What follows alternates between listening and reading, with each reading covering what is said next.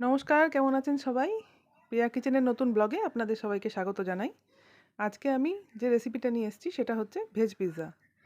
পিৎজার এখন অনেকগুলো রেসিপি পরপর আপনাদের সামনে আসবে। পনির দিয়ে, চিকেন দিয়ে অনেক কিছু দিয়েই বানিয়ে দেখাবো। এটা হচ্ছে প্লেন ভেজ পিৎজা।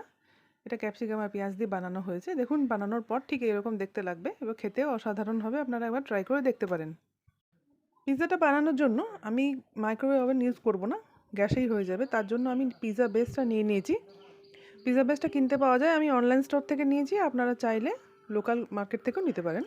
একসাথে দুটো পিৎজা এর মধ্যে আছে, এর মধ্যে থেকে একটা পিৎজা বেস আমি নিয়ে নেব। দেখুন এটা ফুটো ফুটো ফুটো কড়াই থাকে, না থাকলে আপনারা একটু ফর্ক দিয়ে করে নিতে পারেন। এটা একদম ফ্রেশ আছে পিৎজা বেসটা, এতে করতে কোনো অসুবিধা হবে না। চলুন দেখে নেওয়া যাক আর কি কি লাগবে। এবার নিচ্ছি আমি ক্যাপসিকামগুলোকে ছোটো ছোটো কুচি করে কাটা আছে, ক্যাপসিকাম কুচি এবং পেঁয়াজ কুচি। পেঁয়াজগুলোকেও ছোটো ছোটো পিস করে কাটা আছে এবং একটার সাথে একটা লেগে নেই, দেখুন ছাড়িয়ে নিয়েছি আমি।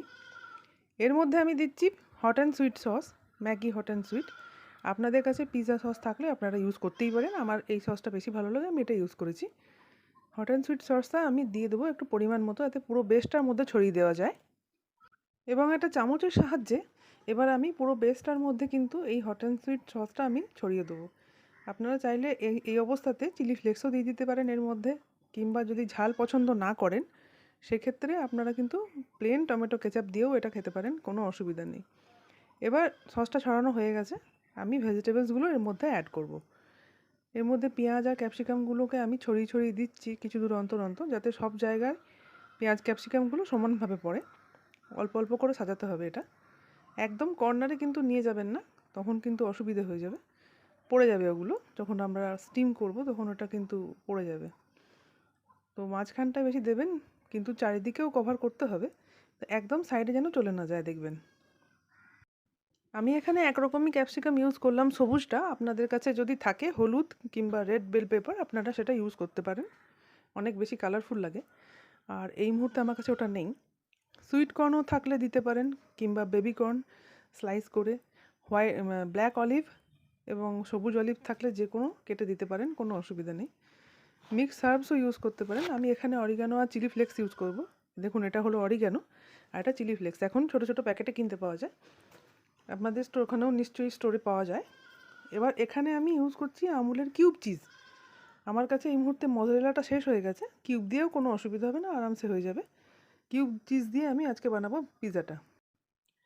এবার আমি এই কিউব চিজটা ভেঙে ভেঙে সব জায়গায় সমানভাবে দিয়ে দিচ্ছি, মাঝখানে সাইডে সব জায়গাতে দিয়ে দেবো, যেখানে যেখানে চিজ দরকার আমি সব জায়গাতেই দেবো, যাতে সব কটা স্লাইসে সেম চিজ পাওয়া যায়।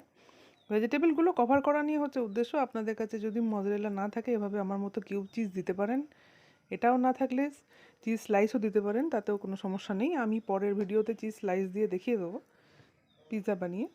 আপাতত আমি এটা রেডি করে ফেলেছি, এটা একদম ওভেনে যাওয়ার জন্য রেডি।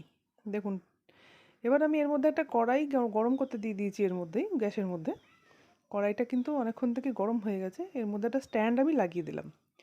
স্ট্যান্ডের ওপর একটা প্লেট দিয়ে দিচ্ছি, যাতে পিৎজা বেসটা তলা থেকে ধরে না যায়। এর ওপর পিৎজাটা রেডি করে আমি দিয়ে দেবো। দেখুন আমি কীরকম আস্তে করে বসিয়ে দিচ্ছি। এর মধ্যে আমি দিয়ে দিচ্ছি চিলি ফ্লেক্স। চিলি ফ্লেক্সটা দিয়ে দিয়ে আমি অরিগ্যানোটা দেবো, তারপর ঢাকা দিয়ে দেবো। চিলি ফ্লেক্সটা কিন্তু ঝাল আছে, এটা যেটা আপনারা পছন্দ মতো দেবেন, আমি একটু ঝাল বেশি ভালোবাসি বলে দিলাম। এবার অরিগ্যানো দিয়ে দিচ্ছি, অরিগ্যানোটা খুব ভালোভাবে চারদিকে ছড়িয়ে দিচ্ছি। এরপর আমি এটাকে কভার করে দেবো। চলুন হয়ে গেছে আমার রেডি। এবার আমি কভার করে দিচ্ছি এটাকে 15 থেকে 20 মিনিটের জন্য। স্লো ফ্লেমে রাখবেন, একদম হাই ফ্লেম করবেন না।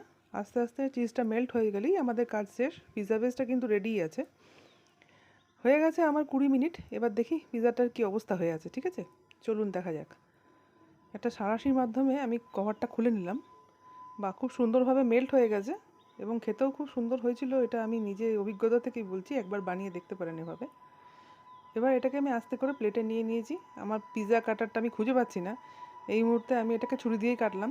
আপনাদের পিৎজা কাটার অ্যাভেলেবেল থাকলে কাটতেই পারেন, নাহলে আমার মতো ছুরি দিয়ে কাটতে পারেন। খুব সুন্দর টেস্ট হয়েছে এটা, বাজারের থেকে কোনো অংশে কম নয়।